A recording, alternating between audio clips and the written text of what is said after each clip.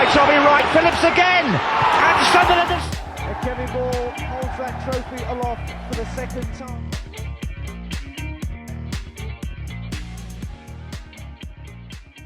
Hello, how are we all getting on? Hope you're all alright. So we're back with another video, back with a match preview of our game on Tuesday night at the Stadium of Light against West Brom Albion.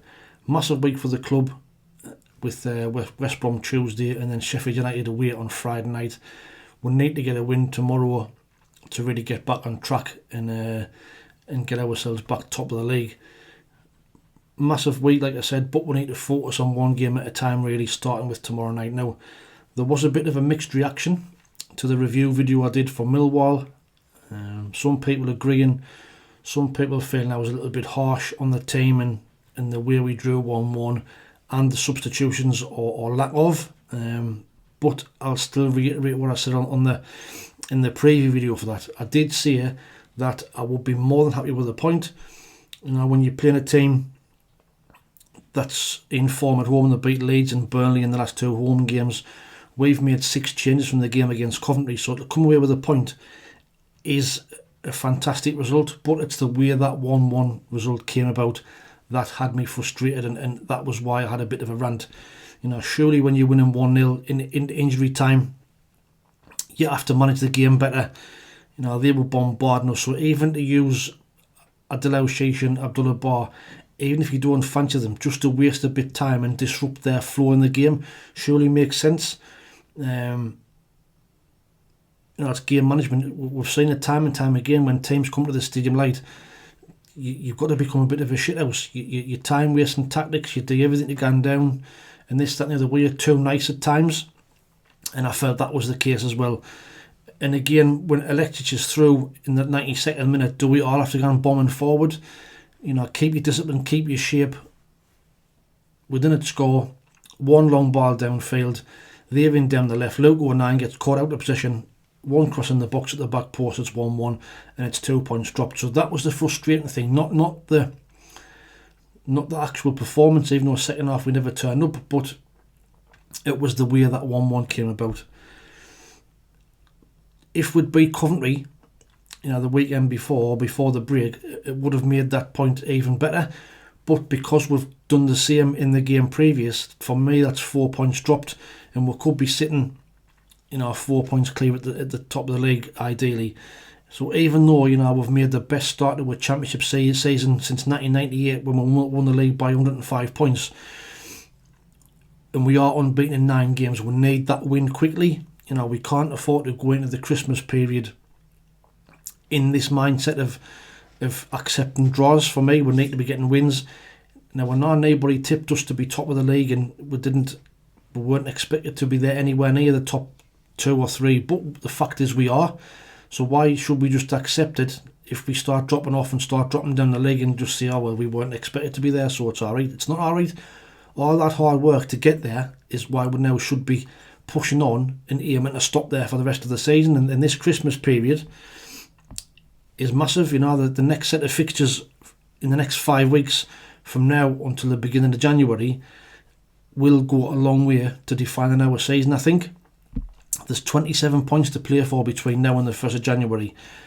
These are the games that we play. We've got West Brom at home, Sheffield United away, Stoke at home, Bristol City at home, Swansea away, Norwich at home, Blackburn away, Stoke away, and then Sheffield United at home on New Year's Day. Now, there is some very winnable games amongst that lot, and if we can stay in the top 6 coming through this Christmas period, I'll be more than happy. You know, so look, I'm not being negative, and like I said, I know we weren't expected to be up there, but the fact is that we are, and we need to stay there, and we need just not to accept that these draws are alright, because they're not. We're dropping points, and to stay top of the league and stay in the mix, we need to get back to winning ways on Tuesday night. Now, like I've said, it's going to be a tough game against a playoff rival, but it's a very winnable game in my eyes. Now, they are managed by Carlos Corbejan. We know he's done a great job with them. He's got a great record overall. He's been in charge there since October 2022. He's played he managed 101 games, 45 wins, 26 draws, 30 defeats, 141 goals for, 106 against, a goal difference of plus 35, an overall win percentage of 44% with them. So, great manager. They are a team currently that I don't want to turn into. You can see they are unbeaten in 8 games, but they've only won 1 and drew 7 of them, a little bit like us. We've drew our last 4. They've only took 10 from a possible 24, and that saw them drop in from early pace setters with us down to 6th place where they currently sit. They've currently played 16, won 6, drew 8, lost 2, scored 18, conceded 11. They've got 26 points. They're 6 points behind us and in that final playoff spot, like I've just said. What that also tells us, though, is that they're very hard to beat. They've only lost 2 games. Now, what this game also is, it's the 4th best home record in the league against the best away record in the league. West Brom away from home have been very good. They've played 8, won 4, drew 3, only lost 1, scored 14, conceded 8, and they've got 15 points. So there will be a difficult side to break down. So on paper, this has got all the hallmarks of another draw, but I'm hoping that's not going to be the case. They have got some very, very good championship players as well, with a lot of experience. There's also a strong Sunderland connection as well, which was the case with Millwall as well. They've got the likes of Paddy McNair, Callum Styles, and of course a player that will need to be watched very, very closely, in Josh Madger. He's got 10 goals so far this season. He's been in great form for them. He will definitely want to prove a point on Tuesday night. Remember the last time he came to the stadium, like Big Dan Ballard clattered him, I think after 30-35 minutes, and he had to go off injured. So he'll be looking to massively prove a point and upset the apple cart when he comes back on Tuesday night. The top players so far this season are then Alex Mowat, the midfielder, Kyle Bartley and Darnell Furlong, all with an average rating of over 7 goals. Like I've just said, Josh Madger's got 10 so far. The next 2 top goal scorers have got 3, Alex Mowat and Colin Grant. So it just shows you, if we can keep Josh Madger quiet, then they haven't got very much of a goal threat other than that. Assists, Tom Fellows has got 6, Colin Grant's got 2, and Uros Racic has got 2 as well. So I've just said with Josh Madger, he's going to be very, very close, have to be very, very closely watched. So if we've got a chance of winning the game, looking at that, we have to keep the likes of Madger, Mowat and Tom Fellows quiet, keep them 3 players quiet, and then we've got a good chance of winning. Now we go into the game with a massive boost. Trey Hume, Job and Patty Roberts are all back from suspension, but we've now got Chris Mepham and Chris Rigg both on 4 yellow cards and walking that yellow card tightrope, with needing to avoid a yellow card in the next 3 games to avoid being suspended for 1. So Regis Lebris has now got a decision to make, really, especially in defence. Hume 100% will move back into right back. So where does that leave the centre back position? So does he keep Chris Mepham and Dan Ballard in there, or will one of them drop out for Luke O'Nien? We're saying Dan Ballard looked as though he took a bit of a knock at the end of the game on Saturday, so will he be left out for Luke O'Nien to move back into centre half? Will he drop Luke O'Nien? Will he go to a back 3 to accommodate them all? Now the rest of the positions are a bit more straightforward, so with that in mind, this is the team that I would play on Tuesday night. So I'd have Patterson in goal, I'd have Trey Hume at right back, I'd have centre backs of Chris Mepham and Dan Ballard. Left back would be Adji Alisi or Dennis Serkin. If Dennis Serkin's fit, I would put Dennis Serkin back in there, just because of Adji Alisi is coming back from injury. This is where I would change. I would push Luke O'Nien into Dan Neil's position, with Dan Neil moving forward alongside Job in the midfield. I would move Chris Rigg out to the left in place of Tommy Watson. Roberts would come in on the right hand side, with Wilson Isidore continuing up front. Now and even though Aaron Connolly got his first goal on Saturday, I think he took a knock, or he had a bit of a calf strain or something, so I don't think he'll be playing. So that's the side I would pick. Now, what's your thoughts on the lineup? What do you think we should do, and what do you think Regis Lebris will do?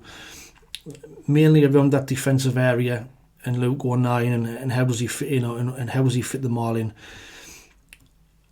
Now, score predictions, well, like I've said, it's going to be a very, very hard game and a tough one to call. But apart from the last home game against Coventry, we have been very, very good at home. You know, teams have come there and we've made it very difficult for them. And I think with the players that we now have back, with M3 coming back, it's a massive boost. And I do think we can maybe just sneak a win. I'm going to go for a very, very tight and nervy 2-1 win to get us back to winning ways. But submit your score predictions in the comments below to get a chance to go on that leaderboard.